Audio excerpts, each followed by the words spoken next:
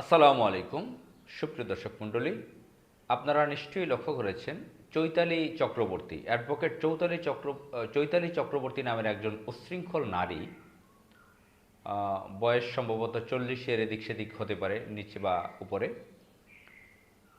সে বাংলাদেশের ঢাকার রাস্তায় দাঁড়িয়ে বাংলাদেশ রাষ্ট্রের বিরুদ্ধে হুমকি দিয়েছে। বাংলাদেশ রাষ্ট্র ভেঙে ফেলবে, আলাদা হিন্দু প্রদেশ করবে, মুসলমানদের সাথে মারামারি করবে, ফাইট করবে, মুসলমানদেরকে মেরে ফেলবে। চিন্তা করছেন, যখন বাংলাদেশের যেভাবেই হোক না কোনো প্রধানমন্ত্রী জনাব তারেক রহমান সাহেব প্রথম রাষ্ট্রীয় সফরে গেলেন মালয়েশিয়া, দ্বিতীয় সফরে চীন। এই সফরকে কেন্দ্র করে ভারতের যে উগ্রবাদী বিভিন্ন সংগঠনগুলো বাংলাদেশে কাজ করে, ইসকন, হিন্দুদের বিভিন্ন সংগঠন, এবং আওয়ামী লীগ তো এখানে আছেই। আওয়ামী লীগ তো ভারত কর্তৃক পরিচালিত একটি সন্ত্রাসী সংগঠন। তো এরা সকলে মিলে ঢাকার রাস্তায় নেমেছে অরাজকতা করার জন্য। আপনারা জানেন যে রংপুরের গাইবান্ধায় একটা রাম মূর্তি নির্মাণ করতেছিল হিন্দুরা, ভারতের এজেন্টরা, উদ্দেশ্য প্রণোদিতভাবে বাংলাদেশ মুসলিম দেশকে বিতর্কিত করার জন্য।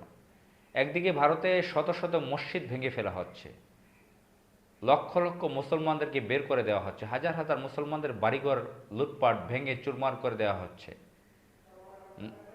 হাজার হাজার মুসলমানদেরকে মেরে ফেলা হচ্ছে, নারীদেরকে ধর্ষণ করা হচ্ছে। মুসলমানদেরকে পুরো ভারত থেকে তারা বের করে দিতে চায়, অথচ এই ভারতটা মুসলমানের দেশ। ব্রিটিশদের থেকে মুসলমানরা আন্দোলন করে এটা স্বাধীনতা এনেছে ভারতের। 1947 সালের ইতিহাসে আমরা সেটাই দেখি। এখানে আলেমোলামাদের রক্ত ঝরেছে। আলেমোলামারা বিপ্লব করে, আন্দোলন করে ব্রিটিশদের থেকে এই ভারত রাষ্ট্র রক্ষা করেছে, এবং এখানে হাজার বছর মুসলমানরা শাসন করেছে। মোগল সম্রাটদের কথা জানেন, মোগল আমলের কথা জানেন, সুলতানি আমলের কথা জানেন। এই ভারত রাষ্ট্র মুসলমানদের হাতে গড়া। ভারতের পতাকাটা পর্যন্ত একজন মুসলিম নারীর হাতে চিত্রিত। তিনি এটা অঙ্কন করেছেন পতাকা। তো এই ভারত রাষ্ট্রে আজকে উগ্রবাদী হিন্দুরা, ব্রাহ্মণ্যবাদীরা একদিকে যেরকম মুসলমানদেরকে উচ্ছেদ করতে চায়, আবার নিম্ন বর্ণের যারা হিন্দু তাদেরকেও তারা সহ্য করতে পারে না। মারাত্মক ধরনের বৈষম্য এই ভারতে। এই ভারতে আজকে মুসলমানরা তৃতীয় শ্রেণীর মর্যাদায়ও নেই। তো সেই অবস্থায় যখন কলকাতায় আমরা দেখেছি কি, লক্ষ লক্ষ মুসলমানদের ভোট দিতে দেয় নাই, আসাম থেকে মুসলমানদেরকে তাড়িয়ে দিচ্ছে। ঠিক সেই মুহূর্তে বাংলাদেশের মতন জায়গায়, যেখানে অমুসলিমরা, বিশেষ করে বাংলাদেশের হিন্দুরা তো বেশি সংখ্যায় আছে অমুসলিমদের মধ্যে, তো এখানে হিন্দুরা আছে। পৃথিবীর এত শান্তির জায়গা আর কোথাও নাই। বাংলাদেশে যেভাবে তারা রাজত্ব করে, অল্প কিছু সংখ্যক হিন্দু, 95% মুসলমানের দেশ, 5% অন্যান্য ধর্ম সব মিলে।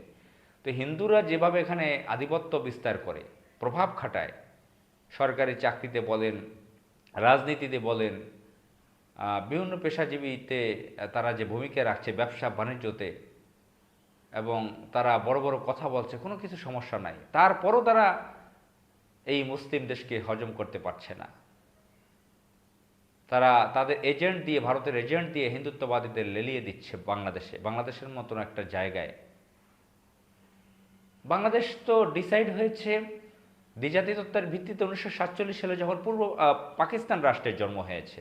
এটা কাদের রাষ্ট্র হবে, মুসলমানদের হবে না হিন্দুদের হবে, তখনই এটা প্রমাণ, কি বলে এটাকে, দেখা গেছে যে কাদের রাষ্ট্র হবে। এই পার্থক্যটা তখনই হয়েছে, এবং 1971 সালে আবারও সেটা প্রমাণিত হয়েছে। এটা মুসলমানদের দেশ, মুসলমান রাষ্ট্রধর্ম ইসলাম হয়েছে, মুসলমানদের দেশ হয়েছে এটা। তো বিশেষ করে 71 সালে ভারতের হিন্দুত্ববাদীরা এখানে একটা সিস্টেম চালু করেছে, বিশেষ করে মিডিয়ার মাধ্যমে। সে অ্যানালগ যুগের মিডিয়া, এখন ডিজিটাল যুগের মিডিয়া, সাংস্কৃতিক বিভিন্ন গোষ্ঠীকে কাজে লাগিয়ে হিন্দুত্ববাদের প্রচার, মুসলমানদের বিরুদ্ধে অপপ্রচার, এগুলো এখানে চালিয়ে আসছে তারা। এই 55 বছর আমরা বলে থাকি স্বাধীনতা অর্জন করেছি 71 সালে, এই ভারত আমাদেরকে স্বাধীনতা ভোগ করতে দেয়নি। কিছুদিন পর পর আর তাদের পালিত সন্ত্রাসী সংগঠন আওয়ামী লীগ যখনই রাষ্ট্র ক্ষমতা হারায়, রাষ্ট্র ক্ষমতা দখল করে, বহুত কুকৌশল করে, অপকর্ম করে, যখনই কোনো অভ্যুত্থান হয়, বিপ্লব হয়, যেরকম 24শে বিপ্লবে পালিয়েছে, সেই দিল্লিতে পালিয়েছে, ভারতে পালিয়েছে, তারা আশ্রয় দিয়েছে, তখনই ভারত বাংলাদেশের বিরুদ্ধে ষড়যন্ত্র করতে থাকে। দেখেন 2001 থেকে 6 আওয়ামী লীগ ক্ষমতায় ছিল না, নানান ষড়যন্ত্র করেছে ভারত। এখন এই চৈতালি চক্রবর্তীরা বাংলাদেশে নেমেছে, বাংলাদেশ রাষ্ট্রের বিরুদ্ধে হুমকি দিচ্ছে। চিন্তা করছেন, পৃথিবীর অন্য কোনো দেশে যদি কোনো নাগরিক সেই দেশে দাঁড়িয়ে যদি রাষ্ট্রের বিরুদ্ধে হুমকি দিত কী হতো? চৈতালি চক্রবর্তীদের কিছু হচ্ছে না, কেন হচ্ছে না? কেন আইনের আওতায় তাদের আনা হচ্ছে না? কি রহস্য, নেপথ্য কি, কারা কাজ করছে এটা নিয়ে? আমরা সেগুলো জানতে চাই। আসসালামু আলাইকুম।